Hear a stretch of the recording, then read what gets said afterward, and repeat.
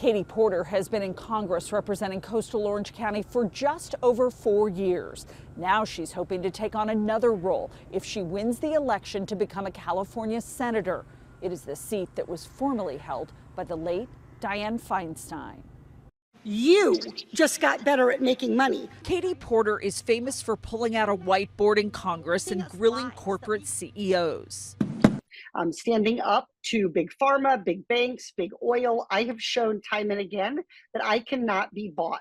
I'm the only elected official in this race who has never taken corporate PAC money. I'm the only one who refuses donations from federal lobbyists, and I am the only one who opposes earmarks. Earmarks are federal funds used in a representative's home district for projects and programs. It's money that could be used in Orange County, for example, for housing vouchers, for rental assistance. But unlike her challengers, Katie Porter has made it a point not to request such funding because she says it invites corruption. And there is a long, ugly history of corruption around earmarks. Politicians who steer earmarks to nonprofits, for example, where their spouses are on the board or are employees. And so there's no doubt, and I share with my colleague, Representative Correa, a focus on homelessness and on mental health.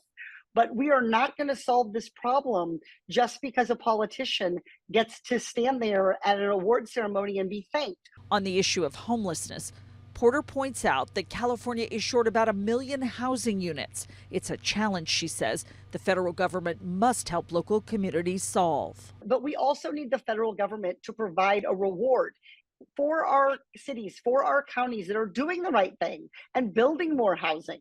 We've seen San Diego try to do this with ADU units. We've seen some other places try to knock down some of those barriers and restrictions on housing. Innovative projects in Irvine with land trusts. The federal government ought to be rewarding those jurisdictions by helping them with funding for affordable housing. On the subject of immigration and the southern border, Katie Porter says, what we're not doing is explaining to Americans that, in fact, we need immigration in order to grow our economy. We need the next generation of healthcare workers who's going to take care of us, the next generation of researchers that are going to help us innovate, the next generation of workers to help us build the housing that we desperately need in California.